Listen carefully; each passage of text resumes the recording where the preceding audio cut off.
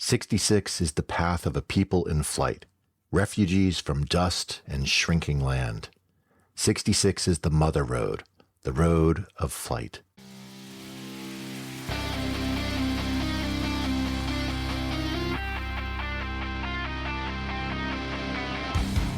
Welcome to the Throttle and Roast podcast. I'm your host, Niels Mearshart. In today's episode, I'll be looking at the 100th anniversary of the mother road, Route 66. One of the most iconic roads in Americana. It's amazing to realize that this year is a century since it started, and there are celebrations across its entire original path planned for this year. And I'll share some background on Route 66 and some examples of the Centennial celebrations. So let's start with a little bit of the history of Route 66. Now, Route 66 was commissioned in 1926, and this was originally intended to connect rural communities with urban centers. And the U.S. highway system was an effort by the federal government to connect these small rural towns, not just major cities. And before the U.S. highway system was created, trips that were made along these tiny little dirt roads, dirt paths between all these rural communities took much, much longer to be able to travel and get to anywhere. And this was really an effort to speed up and connect more of the communities of the United States together in a way that had not been possible in the past. And this was originally a mix, certainly for Route 66, was originally a mix of dirt and gravel roads, along with a few disjointed local roads that connected from Chicago, Illinois, all the way out to Santa Monica, California, over roughly 2,500 miles. And it was the first real effort to link all of these different roads together, adding in some segments that were missing, and really give a single path that you could do to really cross a huge swath of the United States. And while it started in 1926 for the beginning of the commissioning of it, it wasn't fully paved until 1938. So there was a long period of time where parts of Route 66 were still dirt and gravel paths. Now, John Steinbeck immortalized Route 66 as the Mother Road and the Grapes of Wrath, adding to the cultural zeitgeist surrounding Route 66 and the migration during the Dust Bowl from the middle of the country out west towards California. And in World War II, Route 66 was a major military highway bringing supplies across the country. This made it much easier to bring supplies over to the west coast of the United States, and therefore was a critical part of the war machinery. Now, as we wrapped up the war and there was a huge growth in prosperity that was happening in the United States, and road trips became a huge part of that experience, Route 66 was a very highly sought after route. It went through all sorts of small little towns. There was all sorts of diners that were being put up, drive-in theaters, neon lights on the motels. Weird attractions sprouted up along its entire path. And these attracted motorists to want to travel along, stop by, spend a little bit of money. And it became an economic source for a lot of these smaller communities to take advantage of all these motorists who were driving along its length. And in fact, the original Pixar film Cars captured a bit of the character of that original spirit, if you will, of Route 66 and looked at it almost with a bit of rose-colored glasses. It looked back and said like, hey, it used to be this great thing, but it had fallen onto harder times.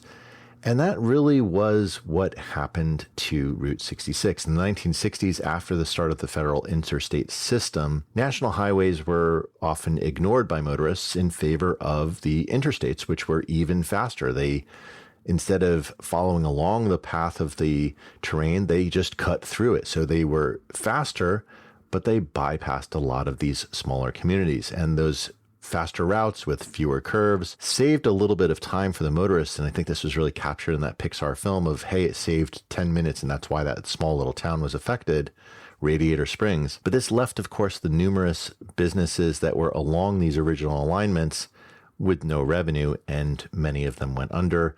And in fact, some of these towns that were bypassed actually became ghost towns because of that revenue loss. There was no longer a mechanism for them to sustain any livelihood. And sadly, many of them have gone away.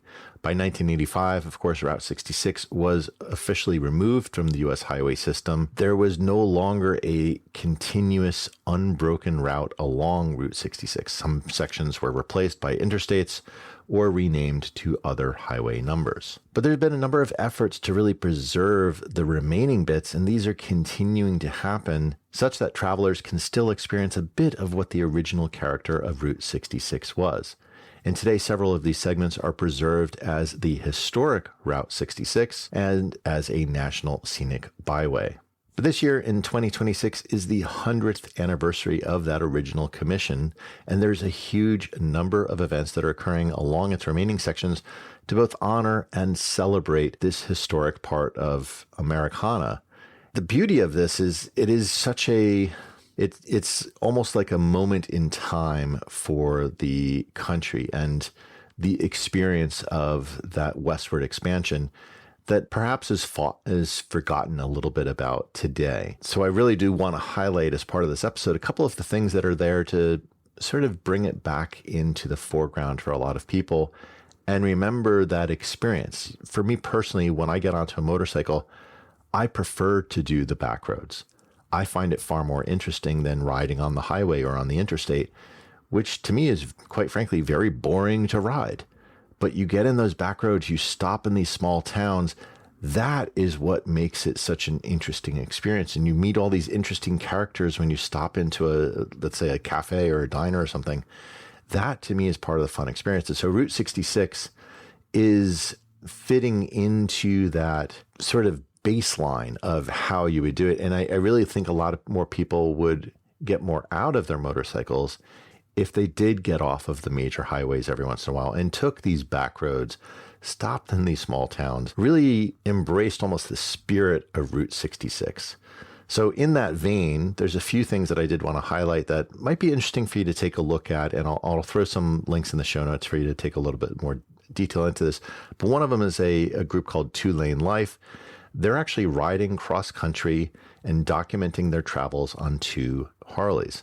And so if you'd like to live vicariously with a pair of bikes, traveling along the country, along Route 66, the remaining segments of it, this is definitely for you. Now, several of the episodes following the route will be airing on YouTube, and I'll add a link to their site in the show notes. And sticking with Harleys, of course, Harley Owners Group is one of the largest motorcycle organizations in the United States, and they actually have several rides scheduled this year along portions of the historic Route 66.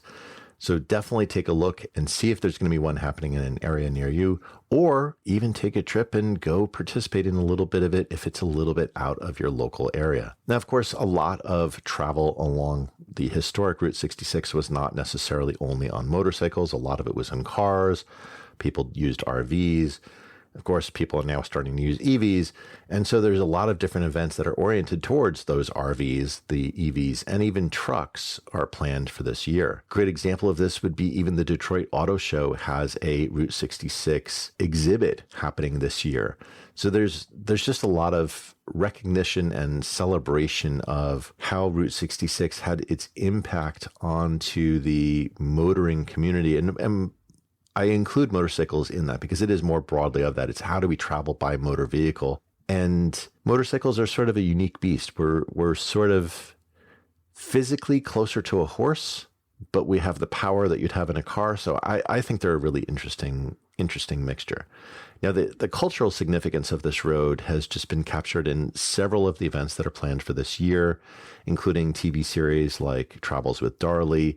I mentioned the Pixar film Cars, which also kind of captured that spirit of Route 66.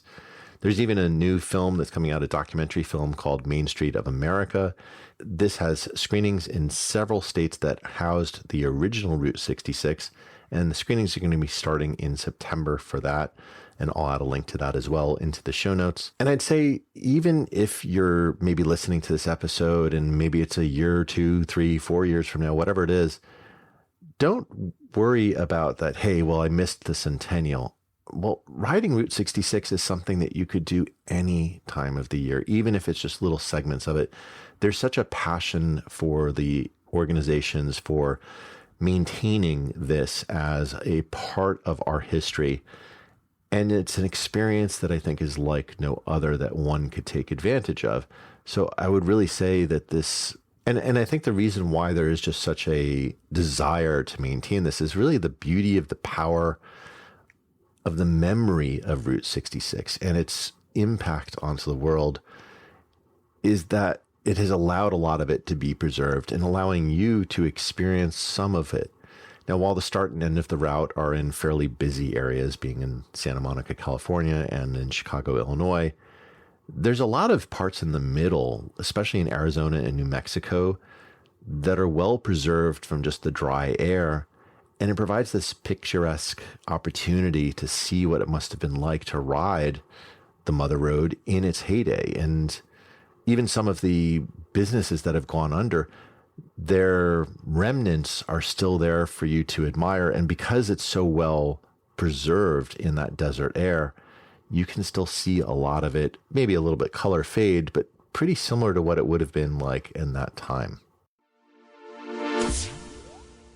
So let's wrap up. I covered some of the history of Route 66 from the initial commissioning in 1926 to the completion of paving in 1938, and the decline that started happening in the 1960s as U.S. highways like Route 66 were bypassed in favor of interstates. The route was officially discontinued in 1985, but sections live on, and the Route 66 Centennial site is a great resource for events around the celebration and a guide for how you might choose to visit parts of the road. Now, plenty of coverage will be available with Main Street of America film and documentaries like Two Lane Life, so it's something I'd really encourage you to explore.